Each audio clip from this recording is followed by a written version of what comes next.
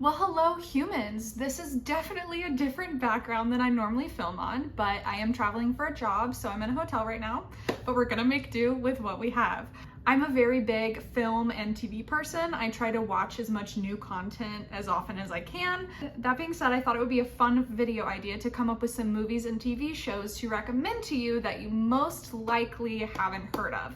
There are a lot of things that I could have recommended, but the purpose of this video is to recommend things that are a little bit more obscure, things that I really love and recommend wholeheartedly. This is being filmed in November of 2023, so these are where you can watch these now. I can't guarantee if you're watching this at a later time that they'll still be on these platforms. I am gonna be selecting them randomly. I have a cup with like some paper in here, and that's how I'm gonna decide like what order they go in, so. Okay, so the first one I'm gonna recommend to you is a TV show. It is called Hollywood. You can watch this on Netflix. Unfortunately, the TV show does only have one season, and I believe that is how it will remain because this season did come out several years ago, but it is such a good show nevertheless. There are some amazing actors that are in this TV show that you will probably be familiar with. Without giving too much away, there is a quite famous story involving the Hollywood sign that these characters want to bring to life. It is the story of that happening, and there's a lot of twists and turns, a lot of people that you know will one day be connected, but they haven't like crossed yet, like the two ships passing in the night kind of thing. There are love stories in it, and there are some queer romances as well, especially if you love period pieces, is a major recommendation for me. So this is a little bit of an older TV show.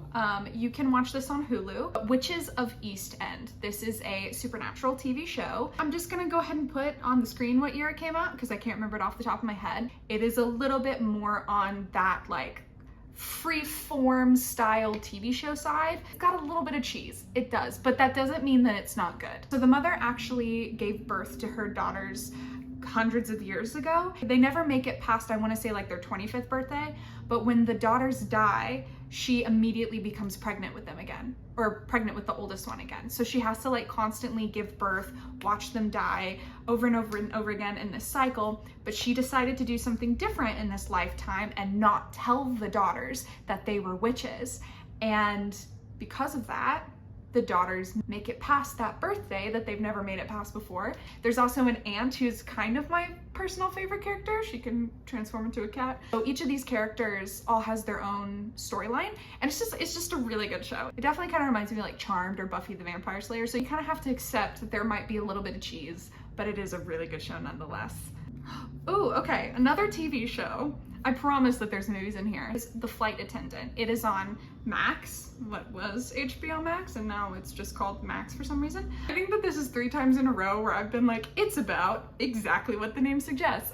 Kind of. So it does center around a flight attendant, obviously. She is kind of a little bit of a mess. We love her, but she's a mess. She blacks out one night, wakes up to a scene that she somehow must be involved in because she woke up to the aftermath of this, and now she has to piece together exactly what happened in the night. And you get pieces of her past, kind of what made her the person that she is today. This one is gonna be for my friends who love period drama men. BBC's The Musketeers. Oh my god, these men are so fine. You have no idea. Yeah, I watched the show for the plot. Right? It is a good show. There is actual good plot. One of my favorite classic books actually is The Three Musketeers. So I've seen a lot of different adaptations of it, a lot of different movies. This was like the first TV show that I'd seen with the Musketeers. It is following like the character progressions of the Musketeers, but not that same story arc that you get with all the other movie adaptations. This is a little bit of a side topic, but another interesting thing about this show to me is this is the first time I think that I've watched a period drama and been more impressed with the men's fashion than the women's fashion. I mean, I would categorize the costumes as more historical fantasy than actual historical recreations. All the Musketeers are beautiful, and you will have a very hard time picking a favorite, I'm telling you. The actors do great jobs acting too. They're not just pretty, I promise. So this is gonna be one where you may have seen an advertisement for it, but I can't tell you a single person that's actually watched it. If you haven't heard of it, you've most likely heard of its original series, Gen V. This is a spinoff of Prime's very famous TV show, The Boys. It is less intense in my opinion. There is still a lot of gore, nudity, bad language, horrible decision making. The boys light, diet boys. At least that is my opinion on it, my take. You know, with Vought, nothing is ever what it seems, and there's always a cost to everything that you do that involves Vought. This is a school that is run by Vought and is specifically a gateway to becoming a hero. The two main tracks you can take at the school are if you want to be a crime fighting superhero or if you want to be like a celebrity superhero, which is like movie star, book signing. They don't reference too many things that are happening in the current plot line of the boys, which does make me question where exactly in the timeline does this show take place. I might have to like pay more attention on a second rewatch to tell you exactly. If you like the boys, it is a heavy recommendation. If you've been intimidated by the boys, it is a lighter recommendation. I would say that you could probably watch it without watching the boys, as long as you understand the premise of what the universe is. Okay, our first movie, and also one of the only ones in here that I unfortunately can't tell you where to watch it. Actually, you know what? I take that back. I can tell you where to watch it. When you watch YouTube on desktop, you know those like free movies with ads that they tell you can watch? You can watch it there. YouTube free with ads, Pride, Prejudice, and Zombies. Oh my gosh, do I love this movie. If you're gonna say that you think it sounds cheesy, it could have been, but they actually did this movie really well. I would not have been interested in this kind of movie at all, being completely honest about that. One of the main reasons I watched this is because Lily James is in it. I love Lily James with all my heart. I think she's just so beautiful and a really good actress. So that's actually why I watched that movie. And then as I watched it, so many other actors that I knew are also in it. Matt Smith is Parson Collins. I love him so much, and he did such a good job with that role. Anyway, I do recommend this movie. It was actually very well done. It knows what it is, and so it doesn't try to be too serious, but it also does a great job with the horror.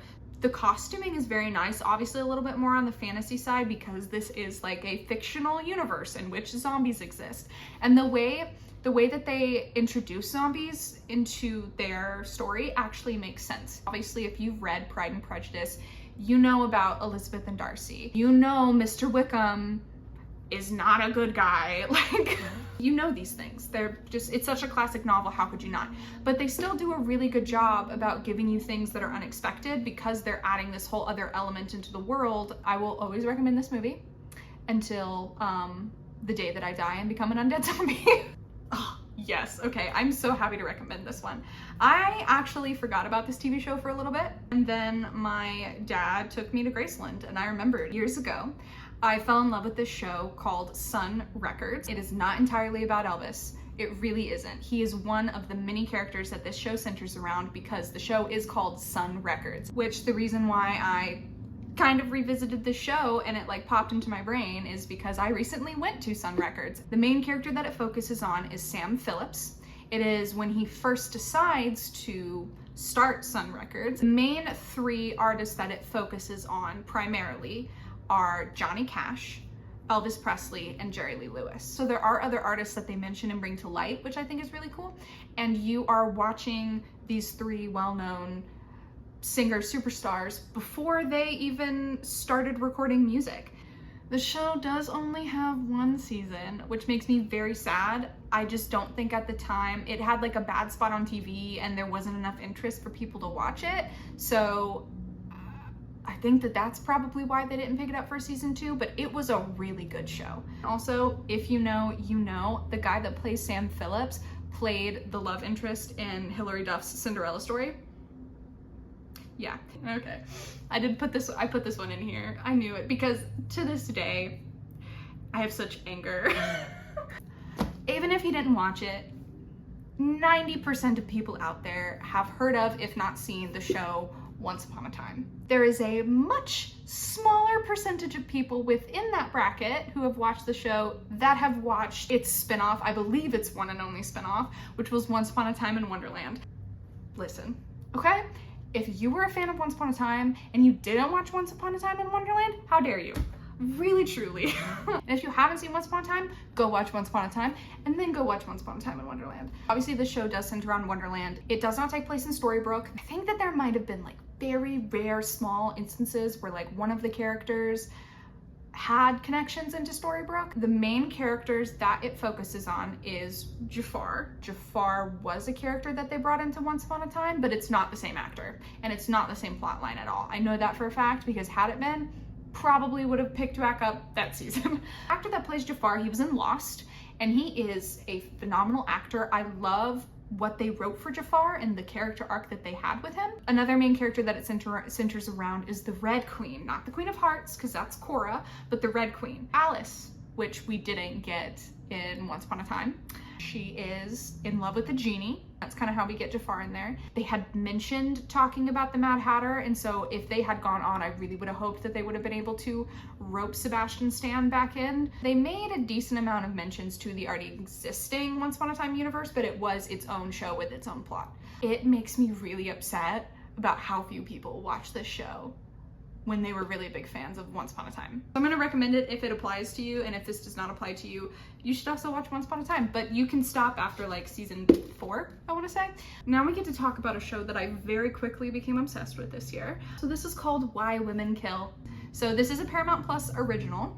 I've seen a lot of people post most of the show on TikTok. That's actually how I discovered the show, or like heard about the show, is I kept on seeing these really intriguing clips pop up on my TikTok. You know what? Get Paramount Plus, watch the show, and watch Sun Records, because they're both on there.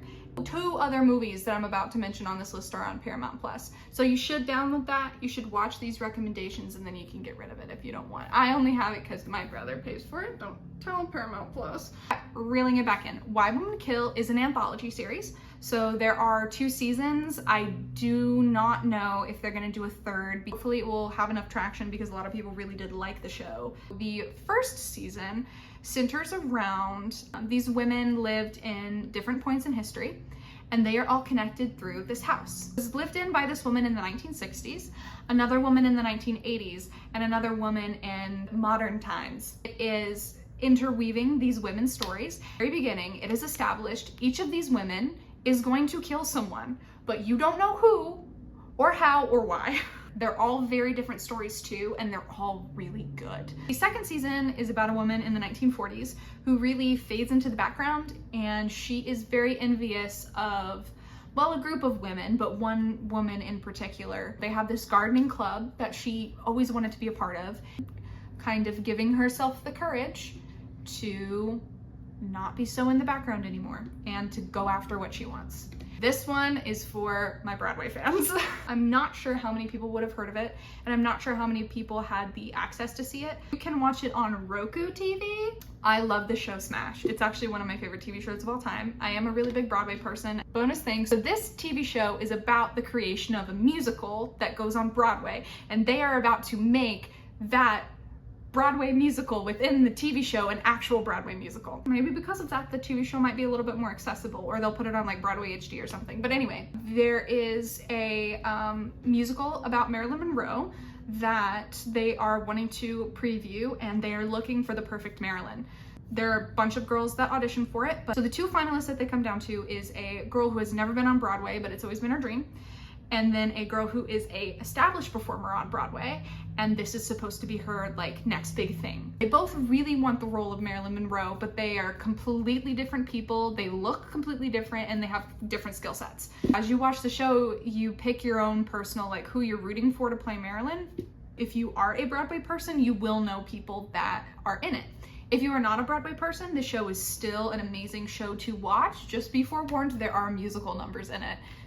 Obviously. I don't even remember what number we're on. I don't know how many shows I've already gone through. Amazon Prime has a beautiful TV show that they have picked up from another creator called Legends of Vox Machina. If you are a person that is familiar with Dungeons and Dragons, you probably know Critical Role, and within that, Vox Machina. This is a recommendation to everyone in general, even if you don't know what Dungeons and Dragons is. You do not have to watch the show by any means. There's a really famous group of Dungeons and Dragons players who were voice actors that met through the industry did an online campaign that turned into a major franchise, really, truly. They have their hands on anything Dungeons and Dragons related at this point. Their first campaign that they did got picked up by Amazon Prime to be a TV show. They have 2 seasons right now. It's already been confirmed for 2 more.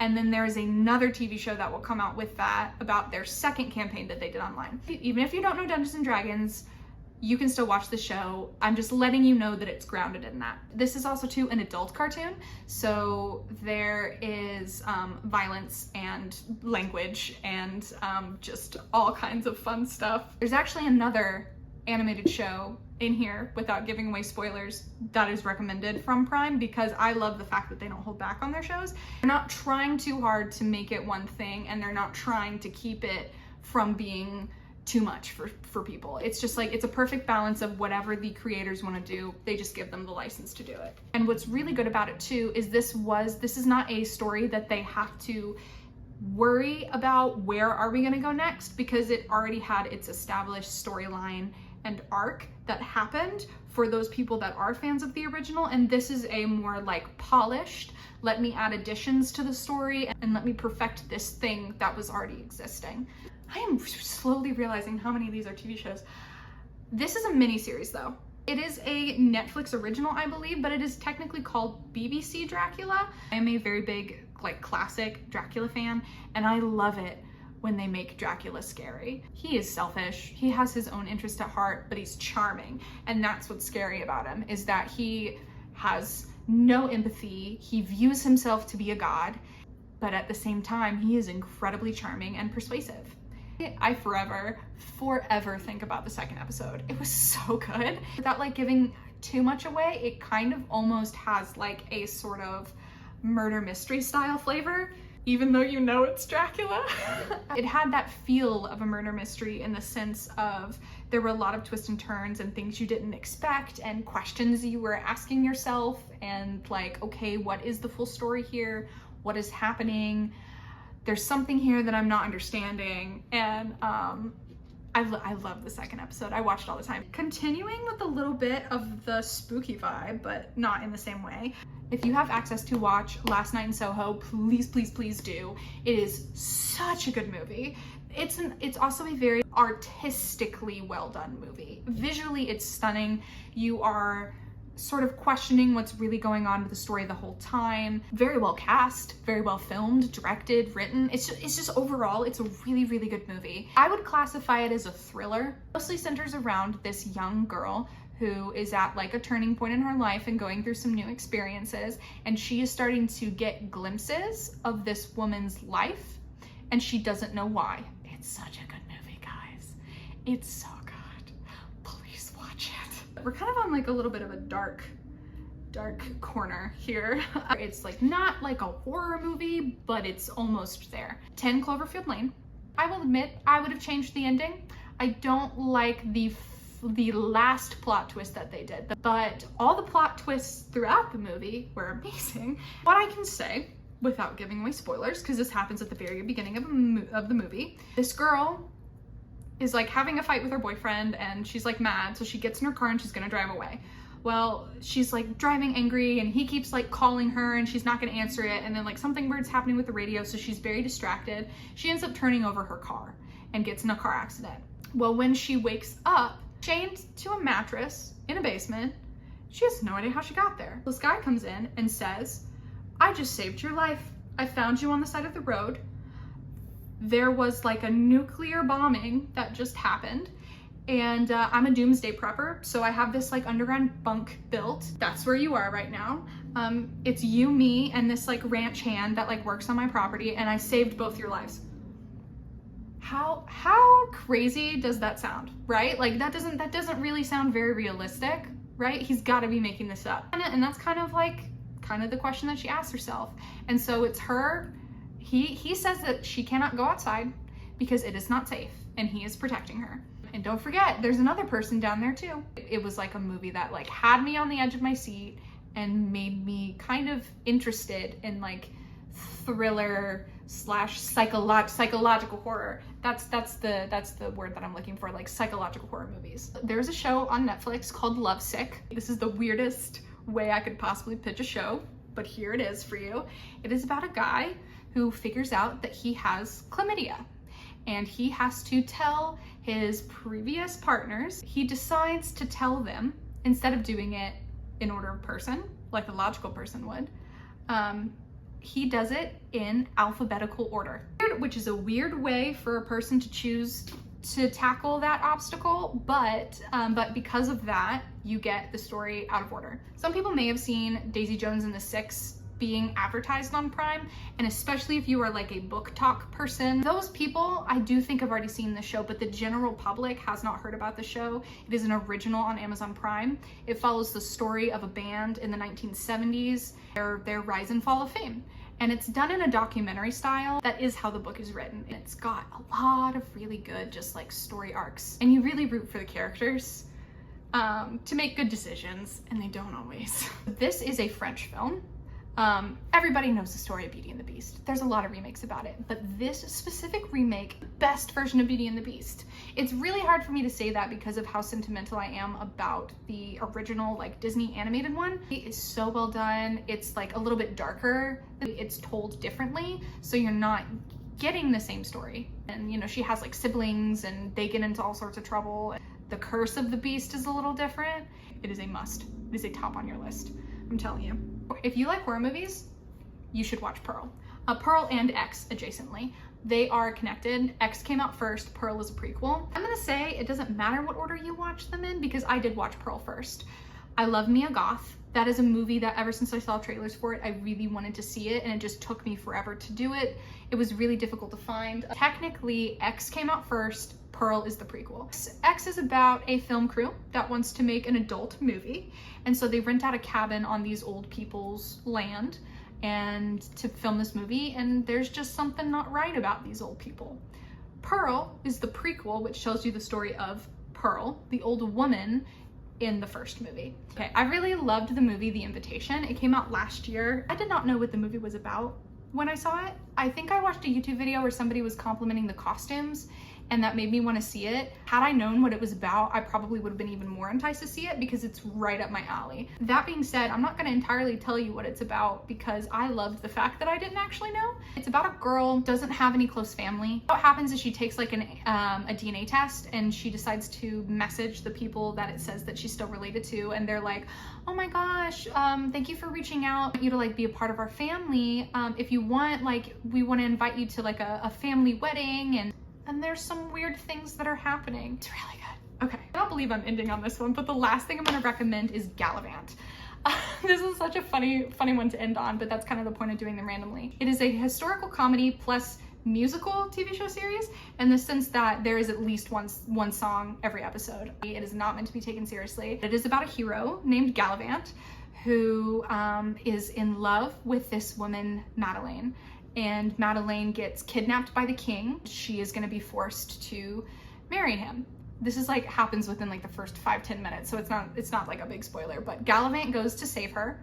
And when he gets up to the altar to save his true love, she says no.